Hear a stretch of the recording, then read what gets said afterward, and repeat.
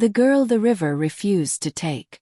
In the quiet village of Umuoka, where the trees whispered secrets at night and the river shimmered like a watching eye, there lived a girl named Ada. Ada was not like the other girls. Her beauty was unsettling, calm, quiet, almost too perfect, like moonlight resting on still water. People admired her, but they also feared her a little, though they could not say why. After her mother died, her father remarried a woman named Nkem. Nkem arrived with smiles that did not reach her eyes. First she pretended kindness, but it did not take long for her true heart to reveal itself. She hated Ada, not because Ada was disobedient, not because Ada was lazy. No, Ada was everything a daughter should be. But Ada was beautiful, more beautiful than Nkem had ever been. And that kind of beauty to a bitter heart feels like an insult. From that day on, Ada knew no rest. Wake up before the cock crows, Nkem would shout. Scrub the floors again. Fetch water. Cook. Even when Ada's hands trembled from exhaustion, Nkem would find more work.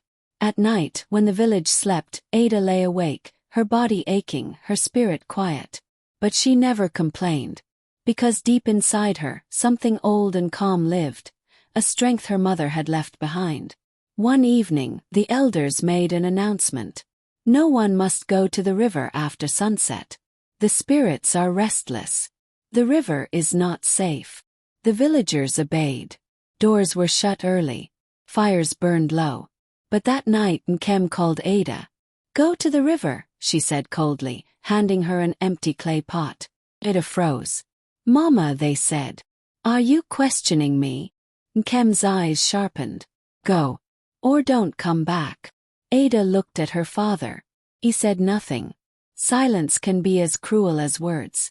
So Ada took the pot and walked into the darkness. The path to the river felt different that night. The air was heavier. The wind did not move. Even the insects were quiet.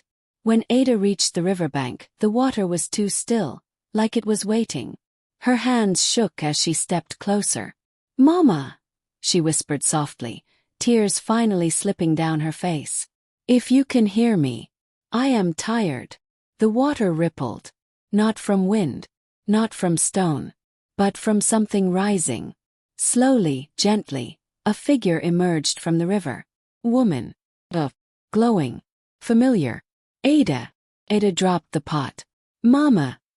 Her mother smiled, but there was sadness in her eyes. I have watched you.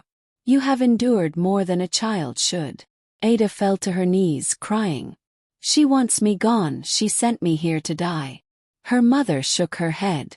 The river does not take those who still have light inside them. She reached into the water and brought out a small, sealed pot.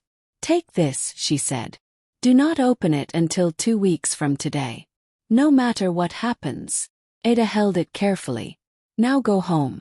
And do not fear. When Ada returned, Nkem's heart nearly stopped. You're alive, she whispered. Ada said nothing. She simply placed the pot down and went inside. That night Nkem could not sleep. The river never returned what it took. So how had Ada come back? The next morning Ada's father asked, Where is my daughter? I heard she went out last night. Nkem forced a laugh. Ah, she ran away. Stubborn girl. I told you she would bring trouble. But just then Ada walked into the compound. Alive. Carrying the sealed pot. Her father stood in shock. Ada. Nkem's face turned pale. Days passed. Nkem grew more restless. Her jealousy burned hotter than ever. What is inside that pot? She demanded one night. Ada simply replied, It is not yet time. That answer only made things worse. Finally, the 2 weeks passed. On the morning of the final day, the sky was strangely quiet, like it was holding its breath. Ada brought the pot into the center of the compound. Her father stood beside her.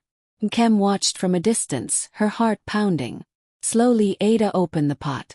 First, nothing happened.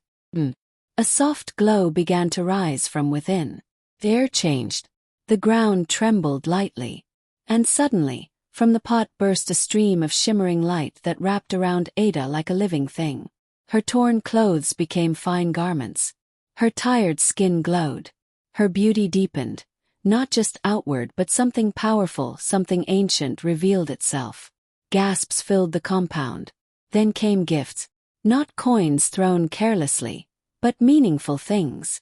Cloth, food, gold, blessings.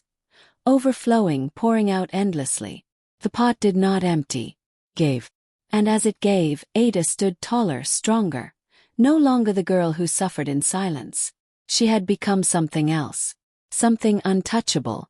Nkem's greed swallowed her fear. If that pot can do this, she thought, then I deserve more. That night, she took a pot of her own, and went to the river, just like she had sent Ada. But the river does not treat all hearts the same. When Nkem reached the water, she shouted, "Give me what you gave the girl." The river stayed silent. She stepped closer. "Do you hear me? I want wealth. Power." The water moved. But this time, it was not gentle. Something dark stirred beneath. And before she could step back, the river rose and swallowed her scream. By morning she was gone. The village said nothing, because deep down they understood. The river does not take the innocent. Only those who carry darkness too heavy to stand. Ada lived in peace after that.